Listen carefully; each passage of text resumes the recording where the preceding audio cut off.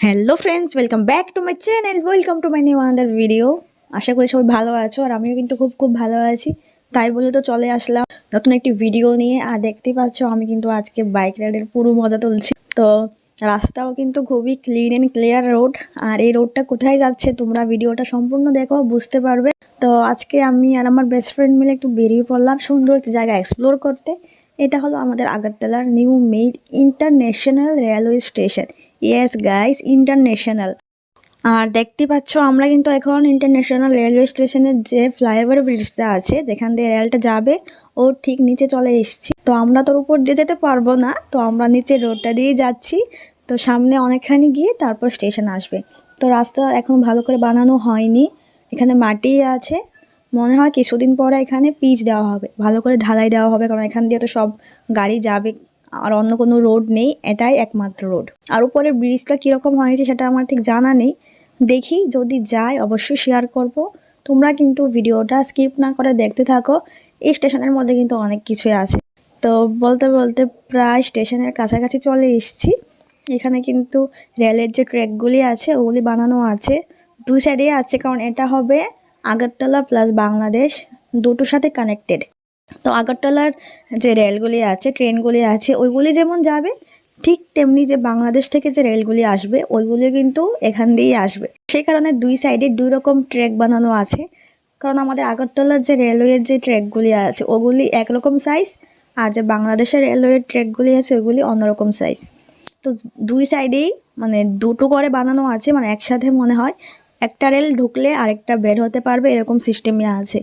তো যারা এগুলি নিয়ে কাজ করে, মানে যারা ইঞ্জিনিয়ার, ওরা হয়তো এগুলির হিসেব বুঝবে। তো আমাকে আমার বেস্ট ফ্রেন্ড যতখানি বলেছে তার থেকে আমি এটুকু ধারণা করতে পেরেছি।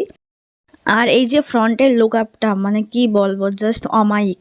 আর এই লুকটা অনেকটা আমাদের যে ইন্টারন্যাশনাল এয়ারপোর্ট আছে তার যে ফ্রন্টের জায়গাটা আছে ওইরকম করেই বানিয়েছে। রেলওয়ে স্টেশনটাও খুবই সুন্দর লাগছে, এখনও কাজ বাকি আছে, তারপর তো আরও সুন্দর লাগবে। ও পাশে রয়েছে বাংলাদেশ আর আমি আছি আগরতলায়।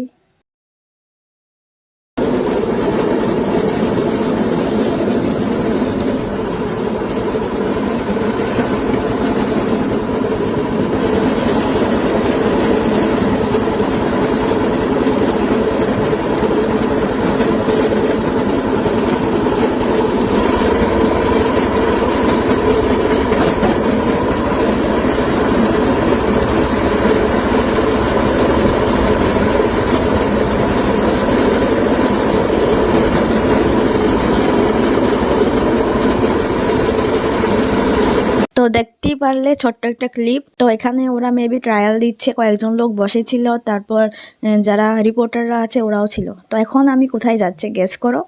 আমি ভিডিওর ফার্স্টে বলেছিলাম উপর দিয়ে আছে রেলওয়ে স্টেশনের যে ট্র্যাক, যেখান দিয়ে রেলগাড়ি যাবে।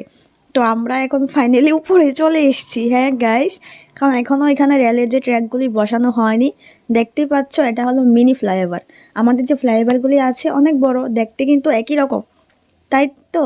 কিন্তু সাইডে আছে মানে রেলওয়ের যে ট্র্যাকগুলি ওইগুলি মাঝখান দিয়ে বসানো হবে। এখন সম্পূর্ণ একদম মানে সমান আছে, কোনো কিছু নেই। তো এখান দিয়ে তো একটা বাইক আরামসে যাবে, তার মানে এই নয় যে ট্রাক গাড়ি যাবে। তো বললাম আমার বেস্ট ফ্রেন্ডকে যে আমাকে একটু মিনি ফ্লাইওভার চালিয়ে নিয়ে আসো, তো চলে আসলাম। আর দৃশ্যটা কিন্তু খুবই সুন্দর লাগছে। তো এখন তো উইন্টার সিজন, তো খুবই মারাত্মক লাগছে। তো দেখতেই পাচ্ছ দু সাইডে কিন্তু দু রকম দৃশ্য। এই সাইডে আছে মানে ক্ষেত, পুকুর, তারপর জলাশয়, গরু, ছাগল, ভেড়া, সব কিছু। ওইগুলি হলো বাংলাদেশের। আর আমাদের ইন্ডিয়ার সাইডে বেশি কিছু নেই, কারণ আমাদের এখানে তো আর এত বেশি গরু ছাগল নেই। ওইগুলি সব বাংলাদেশে বিক্রি হয়ে যাচ্ছে, তো এই আর কি। সো খুব ভালো লাগলো। তোমাদের কীরকম লেগেছে অবশ্যই জানাবে। তো আবার দেখা হচ্ছে পরের ভিডিওতে, ততক্ষণের জন্য bye and take care guys.